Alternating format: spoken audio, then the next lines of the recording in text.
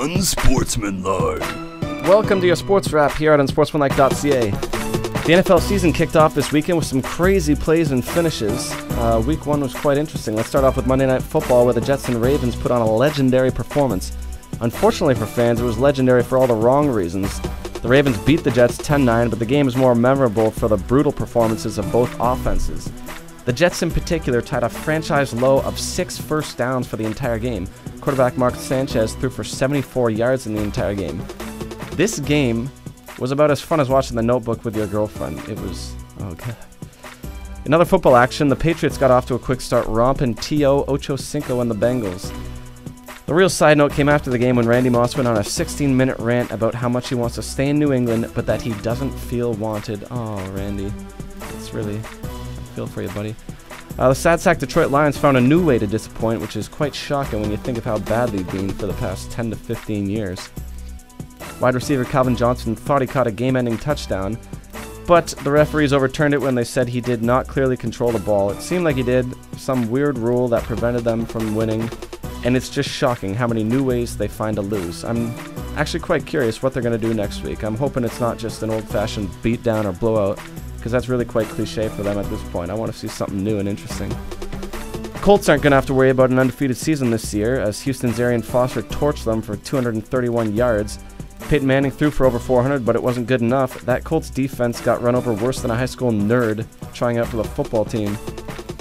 Finally, Green Bay beat Philly in Philly for the first time in a long time, and there was a Michael Vick sighting. Yes, Vick was vintage. He was more vintage than a Blue Jays powder blue uniforms, and that is vintage, my friends. He ran for over 100 yards and threw for 175. It's the first time he's put up those numbers in 4 years, and that would be 9 dog years for those who... Okay. And the New Jersey Devils were fined $3 million, a third-round and a first-round pick for circumventing the cap by signing Ilya Kovalchuk to a 17-year deal. This just reinforces the point that no one should mess with Gary Bettman. It's a real message to the 29 other teams in the league. He might have the strength of an infant with the flu, but he's got the business punch of a douchebag drunk on power. In U.S. Open news, it is over. No, sir. Okay.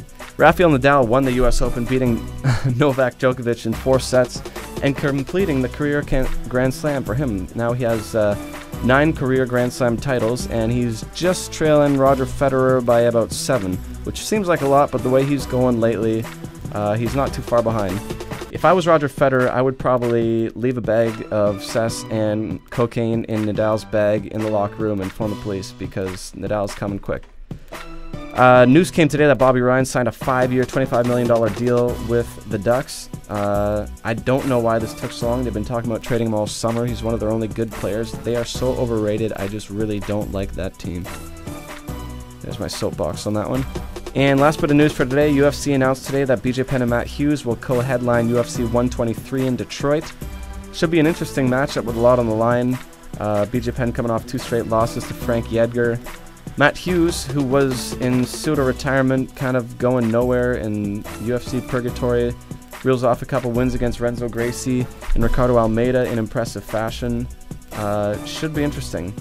I'm about as interested for this fight as I was to see what Lady Gaga was going to wear to the MMVAs a couple nights ago. And for those who didn't see, the men out there, yes, this I'm a bit of a bitch for seeing that, but she wore a meat dress. Yes, a meat dress. She even had a steak for a hat. Perhaps a little too far. Perhaps. That's your wrap for this week. Until next week, peace.